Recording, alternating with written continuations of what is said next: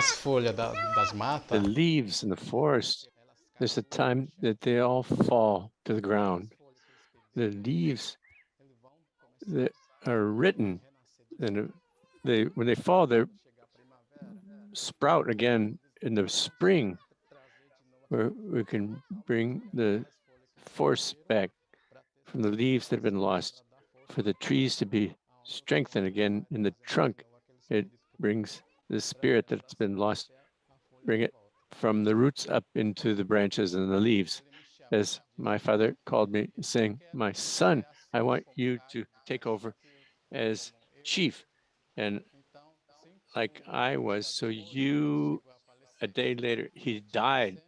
He was 121 years old. He reached this year that age because he lived from plants which come from the ground. In our culture, we can't cut down and fell trees for no reason. These are the plants that we plant. It's for the family to consume, and for the community. Everything, all living beings have their spirituality. The forest brings us energy to the community, for everyone.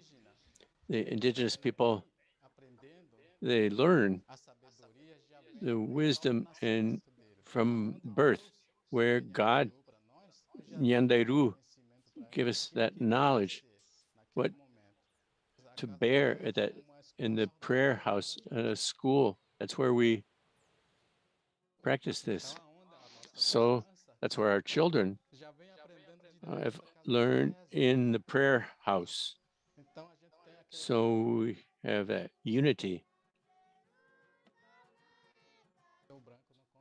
So white people can't understand this, that we are united in our conversation and spirituality because we learned in the prayer house.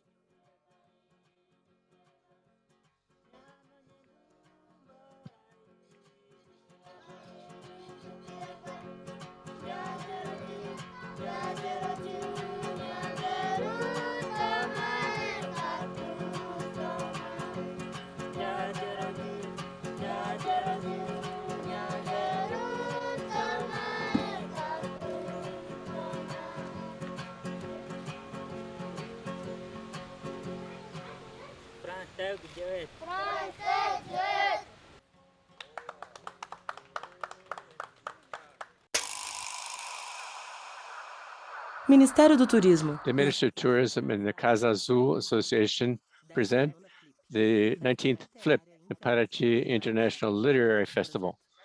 The project benefits from the federal law for incentives for culture and Vale Culture Plus, official sponsorship from Itaú Bank, the Vale Cultural Institute. The event is organized by Casa Azul Association, the Special Secretary of Culture under the Ministry of Tourism, the Brazilian federal government. Niri or where the spirits bathe in Guarani language. Literature and plants. Naturalism and violence. Leaves and verbs. Plants and healing. Mycella. Technobotanies. Threads of words. Utopia and dystopia.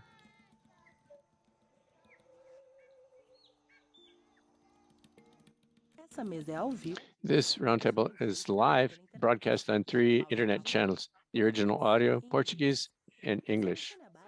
Please choose the language of your preference. Questions can be addressed to the authors throughout the broadcast through the chat box on YouTube. At the end of the meeting, some of the questions will be addressed to the authors.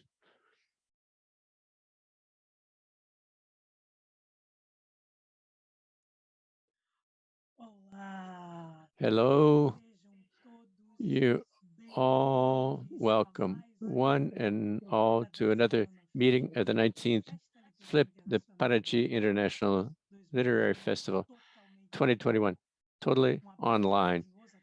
A big hug for our team in the backstage, making everything happen for us to be here. I'm Ludmilla Lis. I'm a professor with a master's in ethnic racial studies, and I have the fortunate task of weaving the threads of words in this conversation with our guest speakers, Cecilia Vicuña. Hello, Cecilia Vicuña. Our multi-artist, Júlia de Carvalho Hansen. Hello, Cecilia. Júlia de Carvalho Hansen. And our star poet. I combine star with poet, and on the behalf of the language of beings, Leonardo Fróes. Dear guests, make your initial greetings here, and you can answer the first question straight away. How are you? I'm wonderful. Beginning with Cecilia. I'm wonderful. I'm fine. Thank you so much. I'm happy to be here in the universe of plants and words.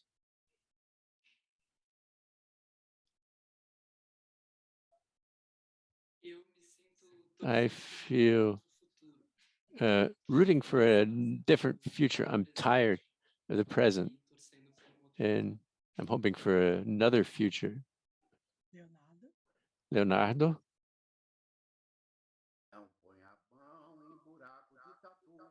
I I dug a hole in an armadillo's hole, and it's dangerous. It's difficult.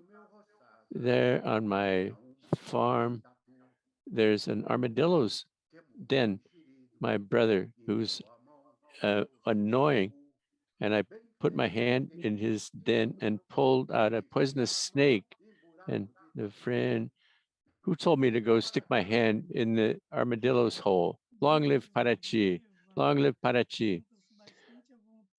Feel free to speak and, share your languages here in our encounter. I'm so happy to be here.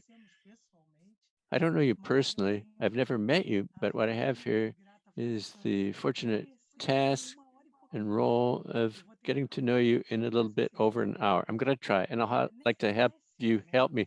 In the 19th flip that we're sharing now in the midst of the need to rethink the world, our relations with others, and in the midst of this pandemic, which has caught us by surprise and attacked us, we're called on to think of the forest with its energy and action first. Do you believe that we are experiencing a plant turnaround, inflection, turning point? What would be the work, the poem, music, song, your language that is most plant-like? Let's begin with Júlia, okay? Let's get started. Ludmilla. First of all, good afternoon, good evening, good morning, depending on where you're attending from. First of all, thank you very much. Amazing. What a question. I think that I'd like to begin by answering from the end. My impression is that what I know of plant communication that's most present for me, it's the chants in languages that I can't understand, whether Yoruba, Shipibo, and these chants and songs, how they translate the magic of interrelational enchantment of plants with human languages. I think that, yes, what's happening is a turning point, a plant turning point. I remember when I was reading this book in 2006, the sounded more like an alien, like exchanges concerning the literature than it sounds like today. What the plants say and how the plants speak in 2006. But I have the feeling that this turning point is this notion of turning point. It's Eurocentric, I think, because in a sense, in many other traditions and cultures, the plants have always had the place that they have, in fact, which is this place of a knowledge, full and constant knowledge. But I also think that this turning point is coming late. I saw one of the Wild Cycle by Susanna, and I won't remember the name of it, but the scientist in this video, he was saying that she needed to turn the page. We need to reforest the world. And this is urgent in all senses of the word, conceptually and material, in the material sense. So this turning point should not turn us, it can't bowl us over and wash us away. Beautiful. Cecilia, would you like to say something? Can we hear from you? Yes, I agree with Júlia, and I believe that I am a mestizo from my mother was indigenous. She didn't know that, but she was, and she's still alive. My mother is indigenous, so my mother always lived in conversation with the plants, and I always saw that actually the conversation begins from the plants. We, the whites, who you talk to the plants for them to grow better. That's what the whites say. That's not how it works. It's the other way around. My mother, she enters in the garden and the plants turn to her. These plant beings that unite us are always vibrating, and they're always alert to our breathing, to our saliva, and our way of moving slowly, slow steps. For example, I've seen my mother who enters the home in the garden is there. She said, just a second, because the plants are already calling to her. They're talking to her. So I saw this ever since I was a girl, and my mother doesn't speak in the normal language with plants, but neither do I. So it's always in another language. So she says, hi, how are you? When she talks to the plants, she says, yeah, yeah, yeah, ah, yeah, yeah, yeah. It's a different language. So she enters into another sonorous reality. So in my poetry, I know that the only way to communicate actually is entering into this space where we're no longer exactly human and the plants are no longer exactly plants and the public rather another form of communication is produced, and this is the art that I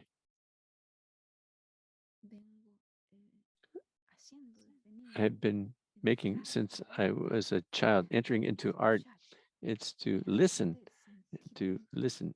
and feel. It's not what art does. Art is what one perceives and sees that you're receiving it. Therefore, you think and you this and say yes. Art, from my perspective, is to say yes. I see. Yes, I understand. I'm with you, and I offer you back. So I invented ever since I was a child the name precarious, a precarious name, which is this, is to mean yes, yes.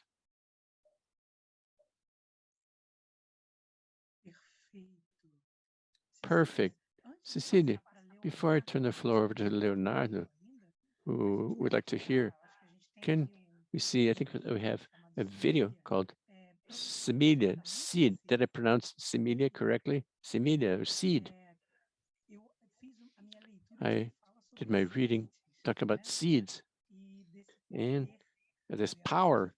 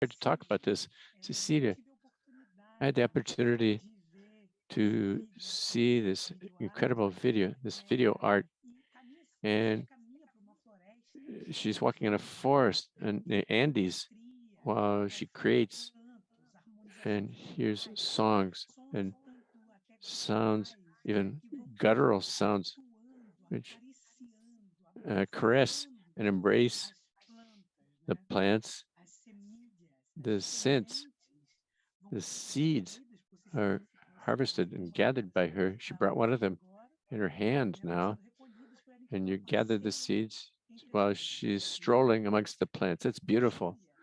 Júlia has given us in her sap in the fruit, which was a kind of breath. There was this internal gossip here. So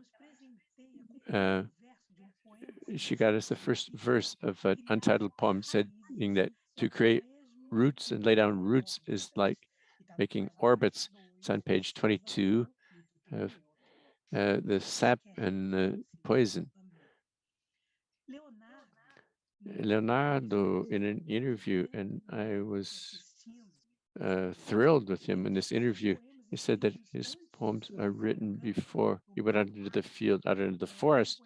The poems were disagreement because he could not agree with the way that he depicted relations between people with nature and the ways of life in the city, of us in the city.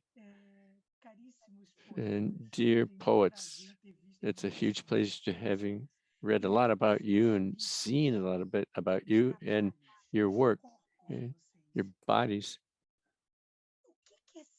What is seed and what is root? What is born today and what is already in the depths of you? Okay, can we take a shot at that? Let's begin with Leonardo, please. Oh, look, actually, what I have felt the most important thing, the most authentic thing to say here with regard to all these issues is what is said in my poetry. I think that in rational terms, oftentimes I feel prevented from verbalizing what the poems say. It's already said in the poems, seed, root, all of this is embedded in my poetry, but you used an expression to ask us now, the plant turning point, and this made me and led me to think of a poem of mine published in the book called I Forgot to Tell You That I'm Alive, that I published in 1973, 2 years after having come to transform my farm into an area which is a degraded with 50,000 square meters in a wonderful forest that exists today. So I think that the best answer that I could give concerning the plant turning point would be to read this poem here now, which is called precisely with herding an urbanized healer, which is the poet who has arrived in the countryside. The forest sprouting, the sap, which overflows, the artist's work under the almond trees with what patient love these threads, luminous friends of the plants were woven and is shared. All forms, suspected urban forms, imperfect forms among trying to assimilate the world. This nudity of things that are delivered up to the intoxication of creation itself with the slow growth, roots,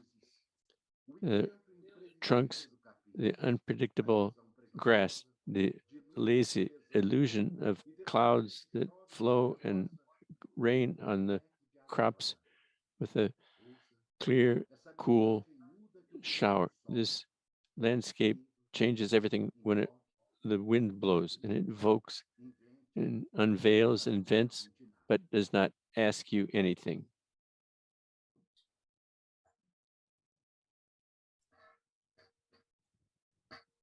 Perfeito. Obrigada, Leonardo. Muito obrigada. A gente pode continuar com quem quiser.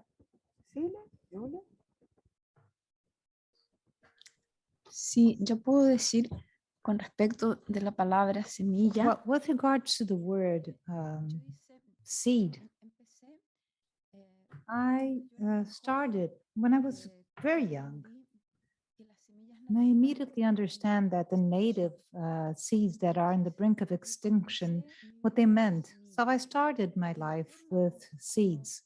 And the way this happened is that the seed itself told me so. I was visiting a garden, and the reality where I was in this beautiful sunlit garden, it was a beautiful garden in the mountain. And then a seed fell like in slow motion on my hand. And as it fell into my hand, this seed invited me into its reality. And therefore, I understood that that seed meant something. She had asked me to sow that seed, to love, to admire, to care for that seed. So I started planting seeds and doing, small little forests, and then I would spread it throughout the city. And I believe they still exist, some of these little woods I prepared, and maybe little trees that maybe now have developed and grown. So when I say in my book, and my book called Sowing, I transformed the word semilla in Spanish, which means seed. Maybe I have it here and I can show it to you. So I transformed the form of working the word semilla. You see here in Spanish, semilla, you have two L's. It's Semilla. But when I say semilla, it's a word that didn't exist until I invented it. And it means we are almost ready to love a seed, because I believe that the reason for which we haven't started to truly reforest the planet is that we are not yet ready to accept and to embody this love for everything that is living. So this is the state in which you are semi-ready. And it's also a seed. Semi, it's like emi, or halfway through. And so we see that our forests are destroyed all around the world, not only in Brazil, or where the destruction of Brazil, oh my God, it's outrageous. And this is a very, we are in the moment of great emergency of trying to follow this request given by the seeds. We have to change our way of living. Thank you so much, Cecilia. That was beautiful. That was beautiful. Wow, that's all I can say. Wow.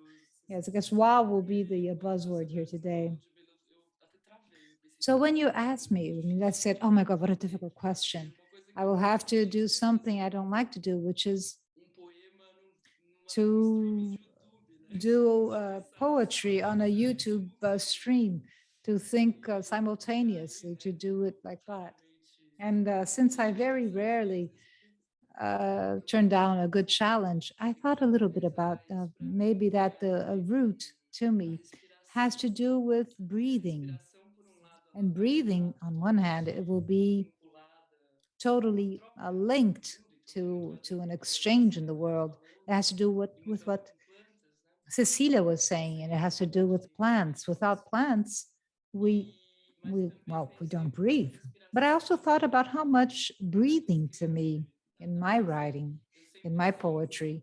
I always feel that I can only write a poem when I am breathing.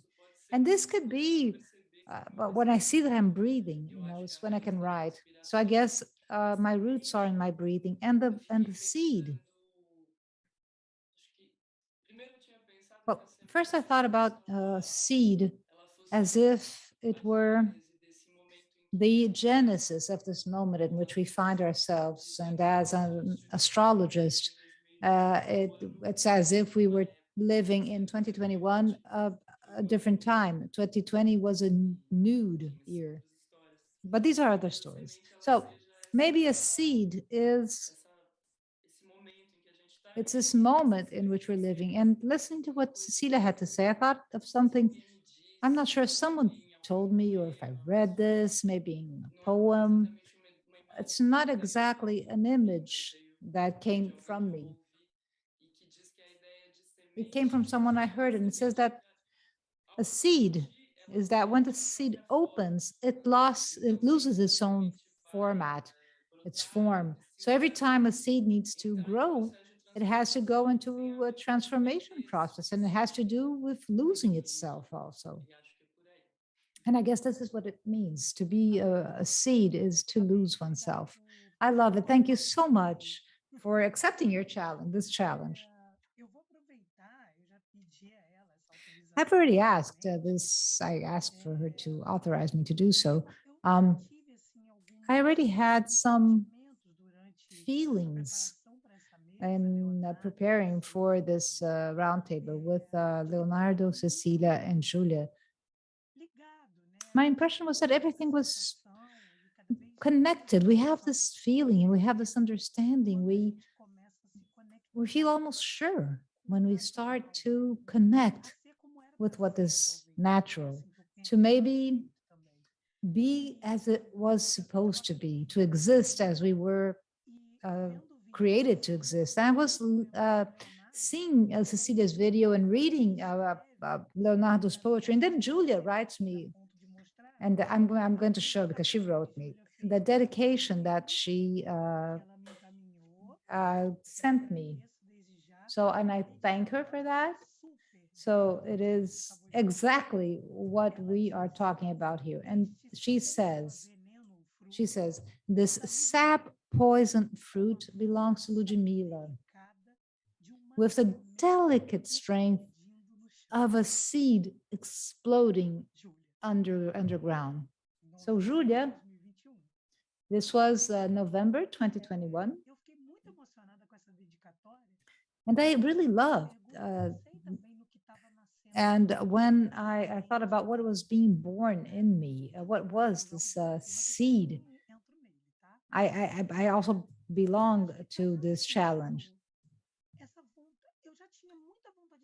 I already wanted to love, and this is something that Cecilia brought to us. We have to be prepared to love. I always wanted to love. I am a person that loves to love. I find myself to be very warm and loving. And I believe that I'm now prepared. Now, you might find this weird. I'm prepared, for instance, to die. I guess I'm ready to die. Júlia has a very close relation with the story of death in other moments, in other interviews. I'm not sure how Leonardo thinks about this. However, I feel I'm prepared to die and to be in nature, to become love, become a seed. If I could have the honor of being becoming a seed also. I almost died actually this year. I went through a health issue and I saw that I was ready to go. I was okay with that. So this was a bit of my root, a bit of my seed. And now I will pass the floor to Leonardo, if you could maybe give me the pleasure of listening to you. What do you think is being born in you? Is there anything? being born. Is anything very solid that I would like to bring here? Well, we're constantly being born and reborn, because I die and I am reborn every day. I die when I go to bed. I'm not that same person, and I will be reborn the next morning. If we are able to understand that life and death are the same thing, one and the same, we will understand Montaigne's lesson, who wrote, to live is to learn to die. Because since the very first day we were born, we start dying. So this separation between life and death is a bit absurd in my understanding, and I'm fully aware that I will die and forever. For now, I die at night and I am reborn in the morning. But this happens in nature. To live among trees and plants like I do, I can see that it is an absolutely natural phenomenon. The number of trees I have seen die, the plants I've seen die. And as Cacique Pedro from Paraty said on his opening video, the dry leaves which fall to the ground will feed, and this is a way of life, these leaves that contain the spirit, and they will bring that tree to a rebirth. The trees that lose their leaves, they might die every winter, and also in Europe, in Brazil, and Europe.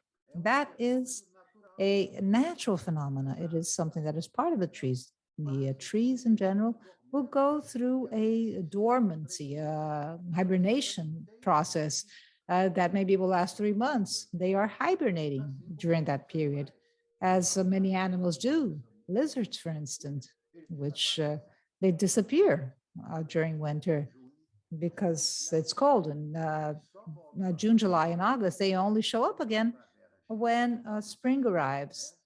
And then when you have flowers and warmth, and they will leave their homes, where I believe they will be hiding and hibernating. I believe they will be sleeping in their little corners and caves and crevices, because it is not adjusted. They're not adjusted to it. They also will hibernate. Birds also hibernate. And you know that the heart will stop beating, because it is the fastest bird and the only that flies backwards. It won't have to go around. It will just go backwards, and they are ready to go through the Gulf of Mexico and migrate. This little tiny itsy bitsy bird, they will go to the south of the United States and go to the Gulf of Mexico to find the warmest areas, and in Central America. So certainly this is what happens, and then they will stop its metabolism, and then it will in a certain way die. So I guess this is what happens to the hummingbird, and this difference that is so difficult for people. People just people just think about, remaining alive, staying alive. They want to change the way they look so that they don't feel they're aging. And I guess, people spend all their money with medications, drugs, doctors, because everybody's afraid of dying. But then you're going to be afraid of life, because death is the inevitable process of life. It's a glorious process to live. And you have to know that life is an instant. Our full living, our realization is that to know how to live in this moment that I'm living with you, with these wonderful, beautiful, intelligent women, so dedicated to the human causes and to the cosmic causes, such as you, is a fantastic, magical moment. I don't have to wait for the consequences of this.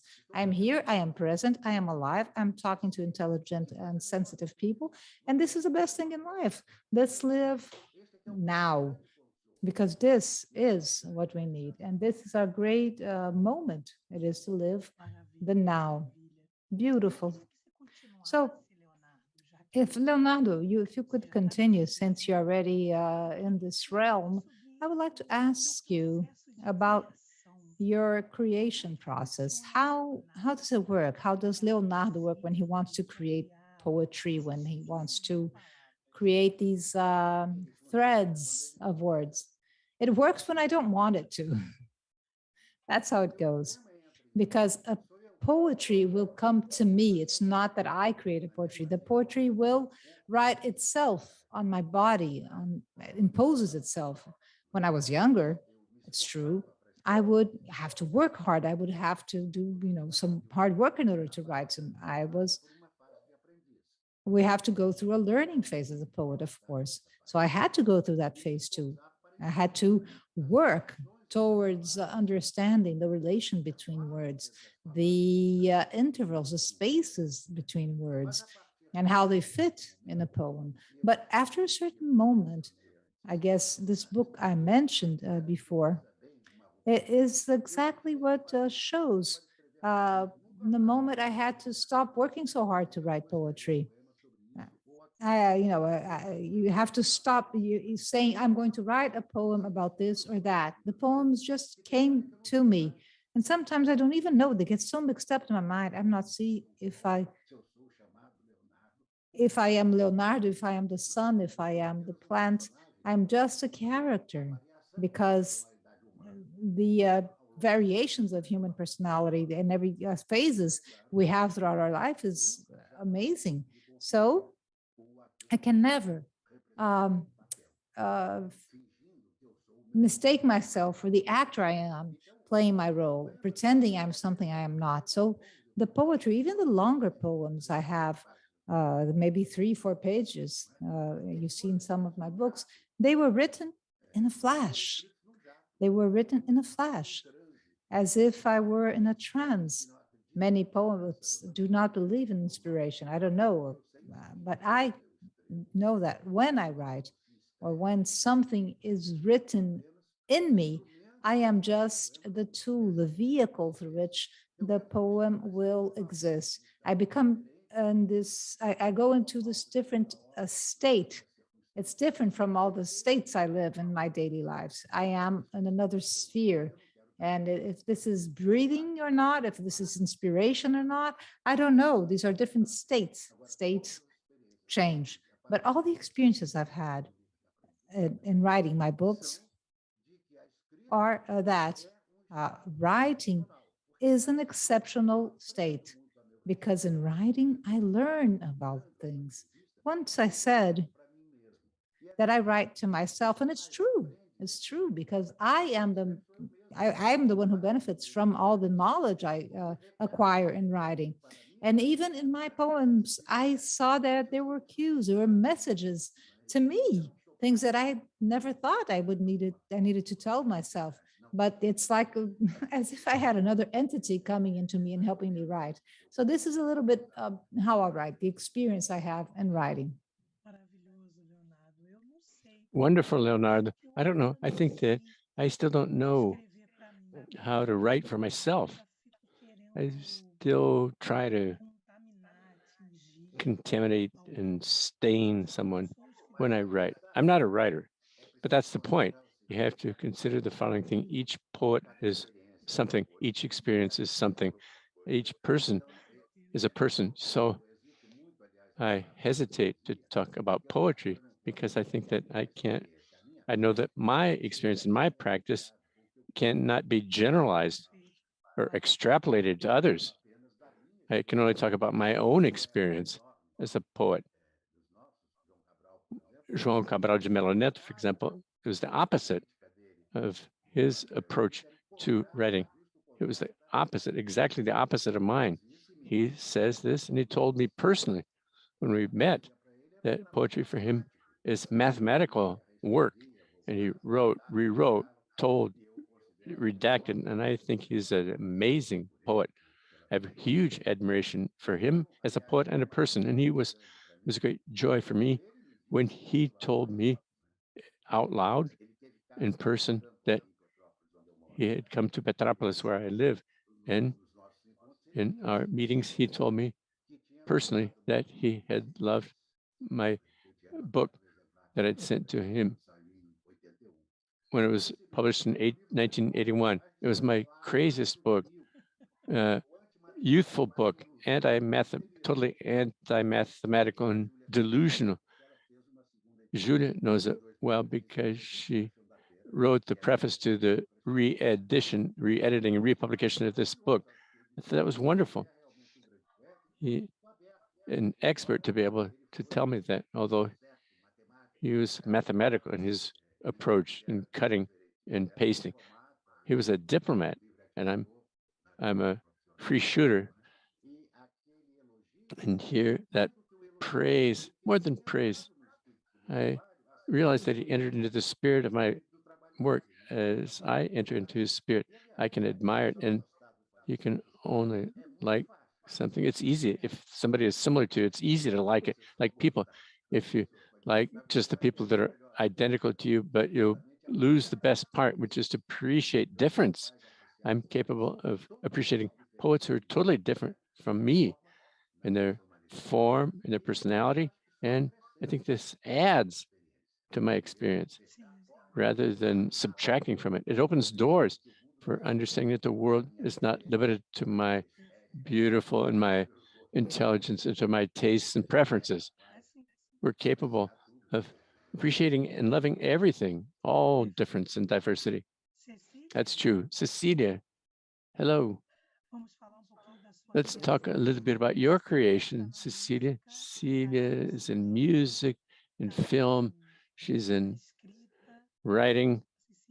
Cecilia exudes art. How's your creative process, Cecilia?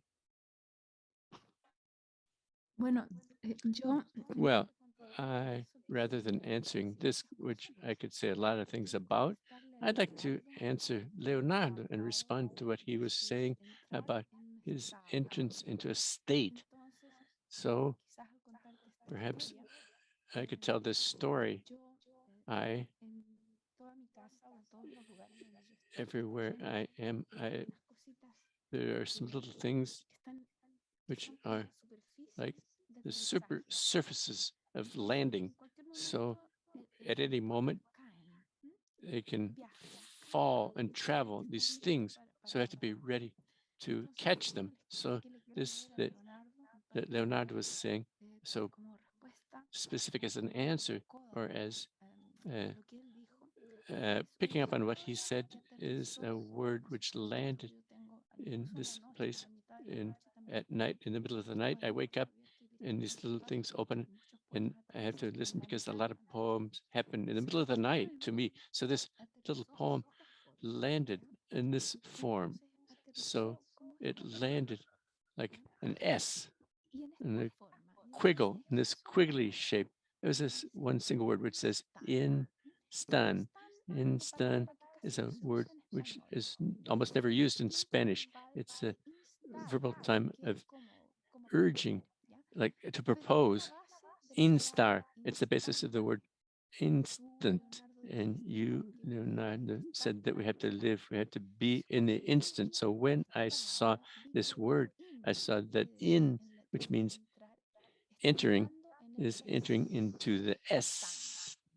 Then instan is the basis of the word that everything is constellations, and the word estar in Spanish and Portuguese too. I understood that this word, I dedicated 7 years of year to drawing this single word, drawing, writing, and living. This took me 7 years instant, meditating on everything that was inside this movement, which the in clashed with the stan, and it burst in meanings and propositions of ways of being. estamos. And I'm just going to read the end of this poem, which says the following. The silence and the little sound of the pencil are my counselors, the veins of the world in chanting its salvation. I listen to sowing seeds. The instant is the vital cord, dry, flowing, dry, an exile. Word, loom, star, the breath of life. The instant is the star, inner star of estar.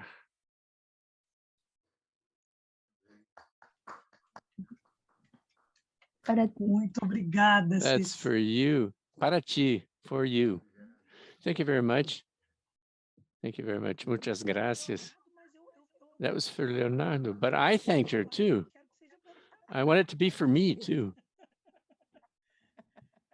If that's okay. Beautiful. It's for you all.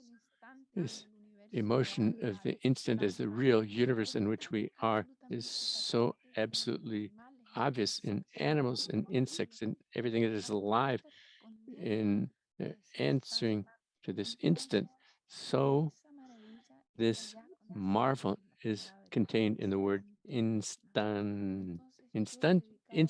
So I've dedicated a major portion of my life to listening, and I invented a word, palavrarma, to say, in other words, to show how words themselves are also like beings, which are inviting us to and calling on us to meditate not only on the moment of creation that could have happened 2,000, 3,000 years, 5,000 years ago. These words, they continue to transform and change like ships that are like seeds dying and growing again. So instant, I meditated on this for more than 7 years. I could have continued, but okay, I decided to devote my work to other words after that. Wonderful, wonderful for us. We're sharing the results of your meditations. Julia, what is this woman that only writes with the right pen, the right paper? Como é que são as... How are these creations of this woman, Julia? Wow. How do you know that? How did you discover that? That I only write with a certain pen and with a certain sheet of paper?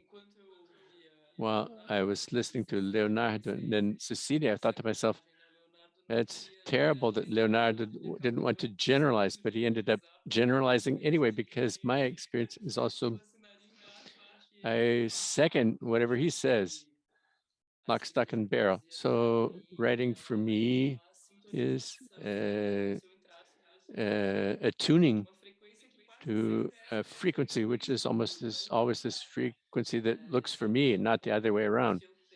If I can, I prefer to wait increasingly more. I prefer to wait for a verse to attune to me, but I also doubt that this is inspiration. I also agree with what Leonardo was saying, but it's funny because now I'm beginning to write a book in prose, and it's radically different. It's another perspective. It's as if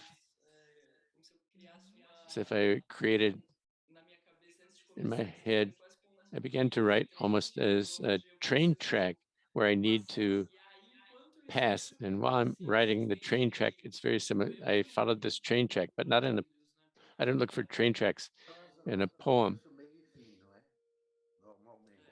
Normally, a poem doesn't have a beginning, middle, and end. It's like revolves around itself, right? I think that a poem doesn't need a beginning, middle, and end. It's not the nature of poems to have a beginning, middle, and end. That's wonderful.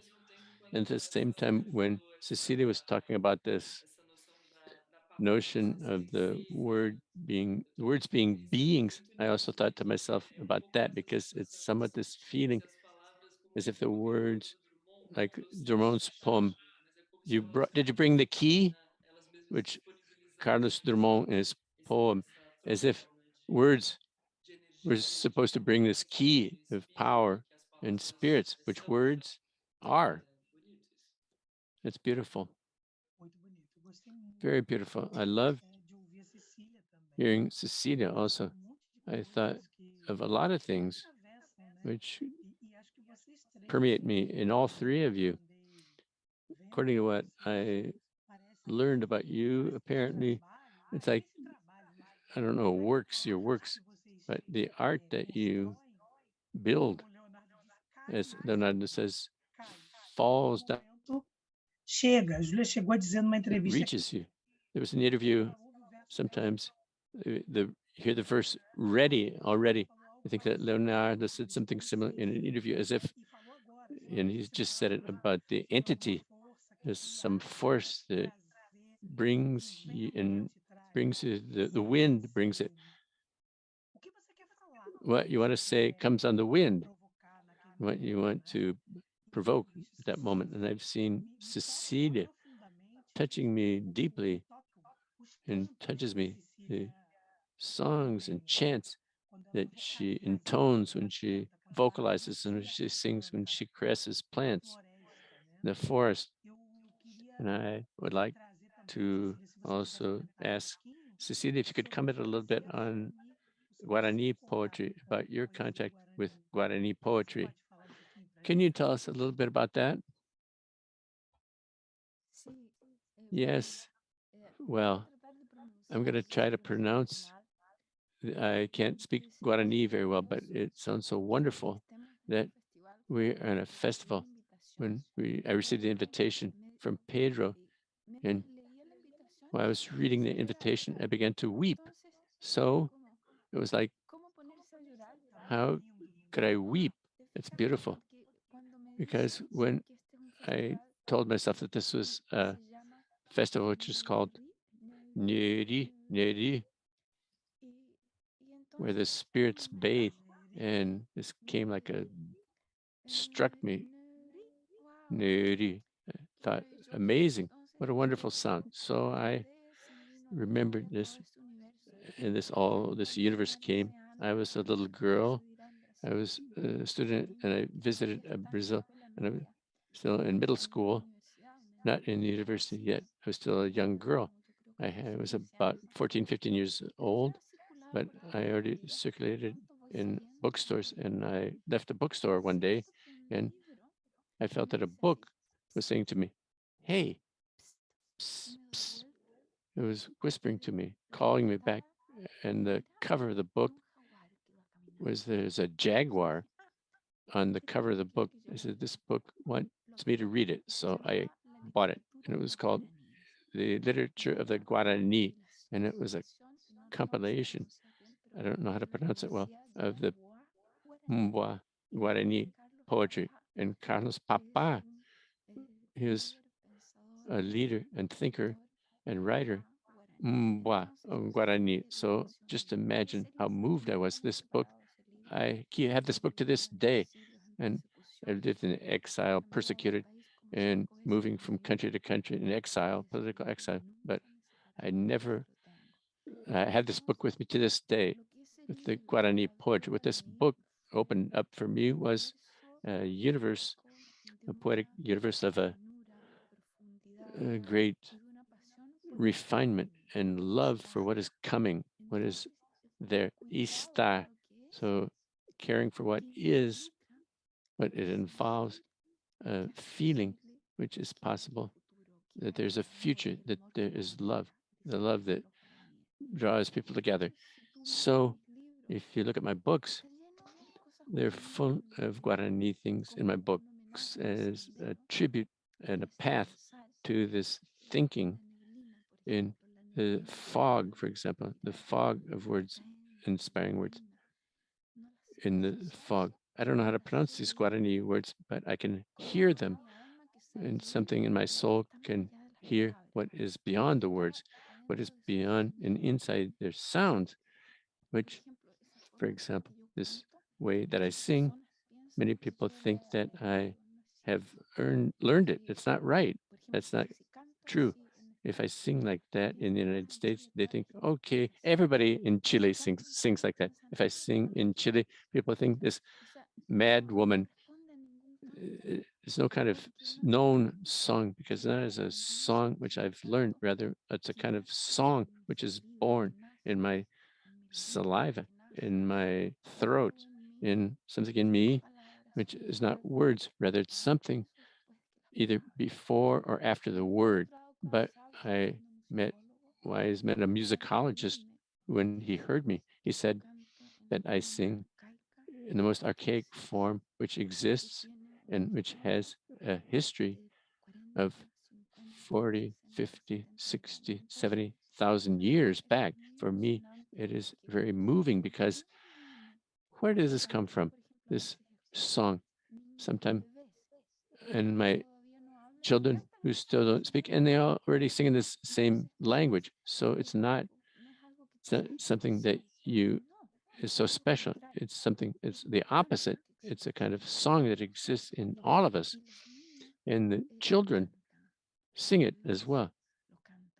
The elders sing it. And so when I sing in this language, I know, for example, if I'm going to a street in New York and I sing like that, the dogs come up and start barking around and lick at my legs.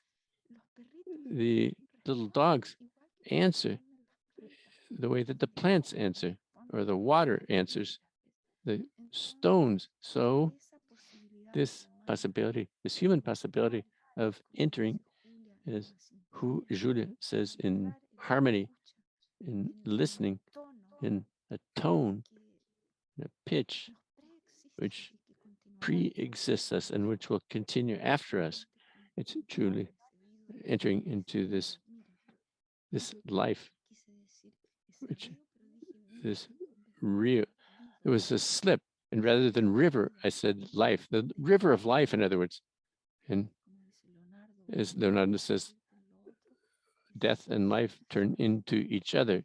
So this river of life, it's this meaning that we ourselves, as the Guarani say, we are word souls. In the Guarana, the word is the most beautiful thing that I found in the planet.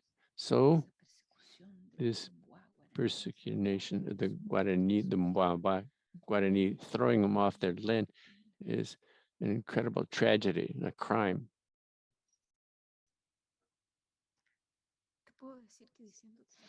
I could say that these words give me chills. They give me chills and make me want to weep, because it's too terrible what we're experiencing. And at the same time, it's the power and potential for rebirth if we want to.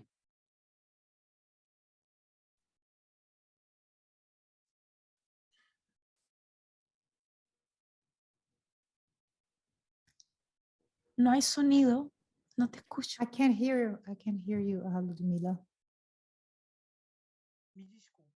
I'm sorry. I had muted myself. Sometimes we are afraid of something ending, something finishing, and also something being reborn. Leonardo was saying that we die and are reborn every day. Certainly, yeah, I guess he's right. That's how I feel too. And I see this happening, actually. And I see this around me. I see my friends, even if they don't know, I see them dying and being reborn. I would like to bring to you questions from the audience. I see that I asked many questions, but I see that the public also wants to talk to you, to dialogue with you. And Dirce Amarante, she asks to the three authors, animal, plant, and inanimate animals, objects. Do they dialogue among themselves?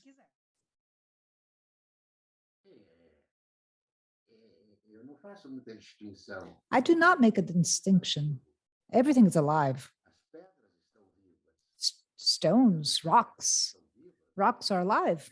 So much so that inside the granite rocks, you have precious metals like gold, silver, and gems, which take centuries to be developed inside rocks. So this is just a clear show that rocks are also alive. They are just going to a metamorphosis. So not even rocks are dead. And plants and animals, of course, we know, according to the experience we have, that are absolutely alive and integrated into the world, because animals depend on plants and plants depend on animals, and they use their feces to feed new plants, to fertilize new plants. And it's interesting because in the Western world, with Western history, in the 18th, 17th, 18th century, when mechanical science advanced, plants, for instance, were considered as robots. When I started studying as a boy, they would say that animals were divided in two classes: rational animals, us humans, and irrational elements, which would be all the others. I was never able to believe in that. I said, well, doesn't the elephant think? Or maybe an ant or a bee? They developed complex societies that are so well organized, so much organized than the supposedly rational societies. So now I believe what is changing is this, because fortunately, we have many people today in the world, especially the young people, that understand perfectly that all all beings, plants, animals, rocks, minerals, are living beings. They are participating in life, such as we are. And this is the understanding. What the little plant that you raise in your apartment is a living being. It's not a decoration, an object to make your apartment look pretty. It's something that will keep you company. They will capture your feelings. They will give you back. So all the care that you give to it. So when you live in the middle of a forest, like where I do, which I even a forest that I planted myself, like trees that I have raised, and the last saputi trees that I planted maybe 2-3 months ago, I raised them from the seeds up. So you feel it as if you were inside a tribe. I am just another element for that great community that surrounds me, that is around me, that makes me write poetry and makes me sing. Like Cecilia said, how many times have I sung in the middle of the forest alone, just for the pleasure of being there? No one was listening to me. But the joy is, it's an ecstasy that sometimes we have. It's so good. It's so pleasurable. It's just, you feel so full. You feel embodied inside these under these monumental trees. So joy will just spread. The pleasure they have of being alive will take over my body. It's a bodily experience. I'm not sure if I answered the question, but this is what I believe and think. Even rocks are alive. Leonardo, sorry to interrupt you. Uh, so as you were speaking, I always think about how much literature renders, gives life to even things that are not rocks, you know. So this is what Cecilia says in her story, that a book talked to her. And poems are that, poetry is that, where you have a situation in which the your pants just fell over you, and then you have a dialogue with your pants. So literature is also a little bit of that. And this is why sometimes singing has this ability of working in these boundaries between what is living, what is not living, what is imaginary, what is real. And when Cecilia was talking about this, I really felt moved because I had the impression that this cold you felt was the cold of ages and ages. You know, you were talking about the ages, you know, the boundary between that we are just a little dot in between a chain, and music, the singing will go beyond that. It will trespass all these things, and words move us. I have to, unfortunately, to have the very sad and hard task of closing this conversation. Yes, I thought we had another 2 hours and I would be here easily for another 2 hours, but we have already reached the end of our presentation. I would like to thank all those who have submitted their questions, that we didn't have time for all of them. I would like to allow you, the three of you, to maybe say their farewells. I would like to thank Flip for the invitation. I thank you for inviting me, to the curators, to the organizers, and our public, our audience. So please say your farewells now, and may the Niere's strength continue to shine a light in our words. Who would like to say their first farewell? Well, since night has been arrived, since night has arrived, I'm going to say farewell in the same way I introduced myself. I would like to immensely thank you all for the invitation and the opportunity of being with such interesting women. And I would like to, that song with which I opened my session, my speech, and where I learned in the rural areas, everything I've learned with the poor, simple people, some people that are even illiterate, and people who taught me and teach me still. And as the night arrives, I am going to say with another song that I've learned in the rural areas, and another greeting for the beautiful city of Paraty. The song says,